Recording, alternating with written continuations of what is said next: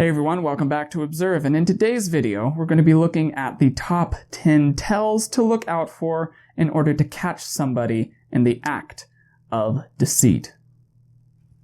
Basically, how to tell if someone's lying.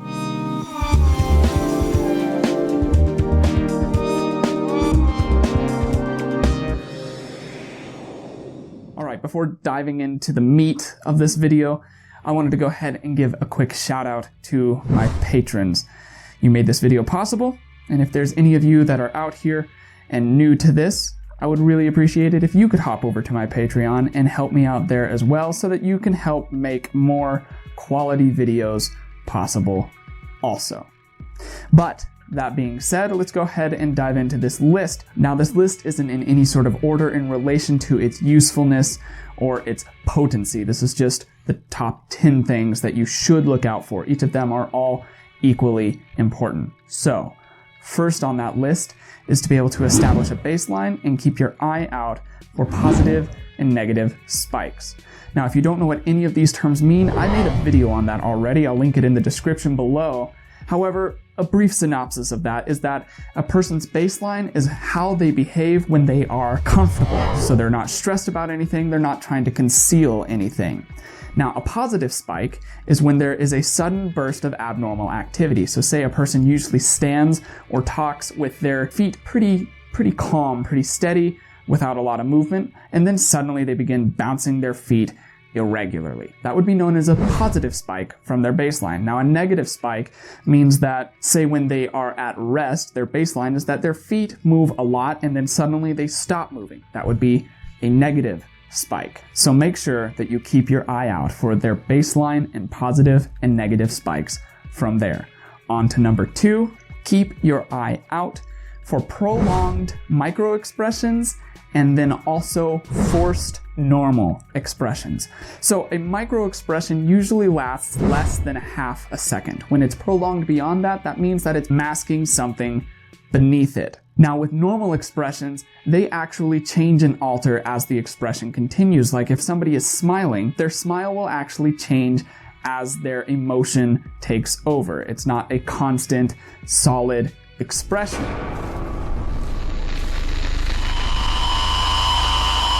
If you see somebody with a constant solid expression, that means that they are forcing that expression. Now, this doesn't mean that they're lying, but it can be one of the tells for lying.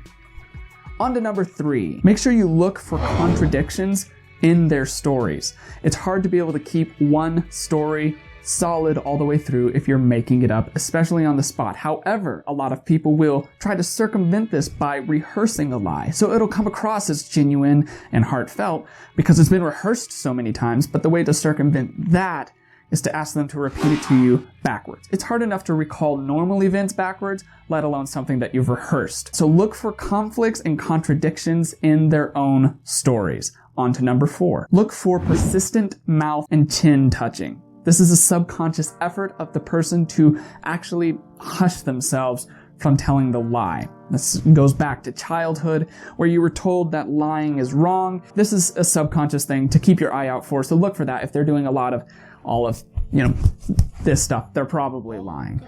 It might not be that dramatic, but keep your eye for it. And especially also if they're like going for a partial one and they keep stopping themselves. Once again, subconscious thing, keep your eye out for it. On to number 5. Look out for pitch changes. This is more of a verbal than a nonverbal one, but it is also based in nonverbal communication. But when a person is lying, their pitch will often change. Either it'll go up, it'll spike to where, say they're telling a story, and then suddenly they're telling a story. And it might not be that dramatic, but it will be there. It's surprising how much it is. Or it'll do the reverse and drop down. Keep your eye out for that. That is another tell of deceit. On to number 6. Look for pupil misalignment. And this one's really hard to spot, and I'm not totally convinced of the accuracy of this science because it also relies heavily on the atmosphere that you're in, whether it's dark or light or if there's changing lights and whatnot, but their pupils can be a very good tell. If a person is recalling something that is happy, their pupils will dilate to let more information in. It's like the body is subconscious is saying, give me more of what is happening or what I'm recalling. Now, if they're recalling something that is negative, then they will constrict. This is an act of blocking out. Actually, physically, when your eyes constrict, the pupils get smaller, which means that less can get in. So if they're telling a story of something that's very, very terrible, but their eyes are very, very dilated, this could mean that they're recalling or telling a lie. However, that being said, there are obviously other factors that can be at play here. Like I said, if it's dark, then their eyes will be dilated anyways. If it's too bright, then their eyes will be constricted anyways. If they're on some sort of drug, they could also be There's a lot that goes into this. So keep your eye out for this, but don't put all of your assumptions around this tell. Take it a little bit with a grain of salt and observe it in context with other things. Context is huge. On to number 7, and that would be irregular or heavy breathing. When a person is breathing irregularly, either they start breathing heavily or their breathing becomes very light and fluttery, that would be in preparation for fight or flight or to freeze. Keep your eye out for that. On to number 8, which would be an attitude compensation. And what I mean by that is that when a person is telling a lie, they will begin to compensate their story with their attitude. So if they are normally pretty laid back and chill, and then there comes a point where they might be telling a lie and they suddenly become way more overbearing and even cocky, then that could be a tell of deceit. So keep your eye out for that, along with all of these others on this list, because it can inform you of a lie. On to number 9, which is keeping eye contact for too long. There is the old wives' tale that a liar will break eye contact very, very often because they can't bear to look at somebody in the eye. But that's not true. Everybody's used to lying. Everybody lies very, very often. So prolonged eye contact is actually the thing that people feel like they should be doing because they know this tale. They know, oh, well, if I'm looking away a lot, then people are going to think that I'm shifty and that I am obviously telling a lie, which, yeah, that would seem shifty. But what they'll do is they'll overcompensate to where they'll be like, yes, no, I definitely did that one thing that you definitely said that I did because obviously that's what I'm not lying. Don't look at me that way. It's not that exaggerated once again, but that's how it will come across. So keep your eye out for prolonged, awkward eye contact in an area that it doesn't need to be. That could be a tell for deceit as well. On to the final tell on this list, number 10, which is emotional misalignment.